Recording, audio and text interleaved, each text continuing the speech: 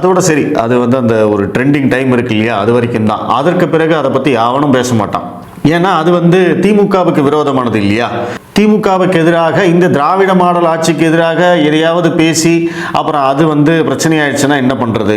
அதனால யார் பாதிக்கப்பட்டாலும் எதிரில் இருக்கிறது யாரு, அவங்க என்ன சாதி, அவங்க என்ன கட்சி, இதையெல்லாம் பார்த்து தான் இங்கே சிலர் பேசவே ஆரம்பிப்பாங்க. இப்போ உதாரணத்துக்கு நம்ம மாரி செல்வராஜ், ரஞ்சித்து, அப்புறம் திருமாவளவன், இவங்கெல்லாம் பேச ஆரம்பிக்கணும் அப்படின்னா இதெல்லாம் தெரியணும்.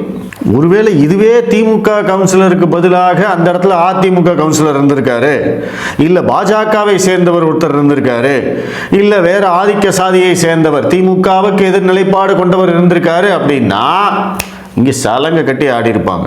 பார்த்தீர்களா, ஐயோ பிராமணியம் பெரியாரியம், பெரியார் இத்தனை சொன்னாரே, நீங்கள்லாம் கேட்கலையே, உங்களையெல்லாம் எத்தனை பெரியார் வந்தாலும் திருத்த முடியாது, சமூக நீதி அரசுக்கு இப்படி ஒரு களங்கம் வந்துருச்சே, அப்படி இப்படின்னு பயங்கரமாக சீன் போட்டிருப்பாங்க. ஆனால் இங்கே இந்த வன்கொடுமையை செஞ்சதே திமுகவுடைய கவுன்சிலர், அதுவும் ஒரு பெண். அதை பற்றி கனிமொழி அவர்களிடம் கேள்வி தான் கேட்குறாங்க. அந்த கேள்விக்கு கூட கனிமொழியால் பதில் சொல்ல முடியல. உடனே அப்படியே எஸ்கேப், தப்பிச்சு தெரிச்சு ஓடுறாங்க. முதல் கேள்வியே அதுதான், கேட்ட உடனே அப்படியே எஸ்கேப் ஆயிடுறாங்க. இதுதான் திமுகவுடைய சமூக நீதி.